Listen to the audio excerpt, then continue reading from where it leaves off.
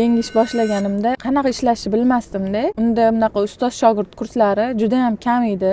Kimgadir shogird tushishni xohlamaganman, lekin qattiq anaqa seminar bo'lsa borardim. Nimadir yengillik olaman o'zimga deb hamma seminarlarga borardim, hech qaysidan qolmasdim. Lekin kutuvlarimni 5% ham bo'lmasdi. Lekin baribir boraverardim. Bir ikkita narsa bo'lsa ham o'rganib kelaman deb juda ham o'zim ustimda ishlashni xohlardim.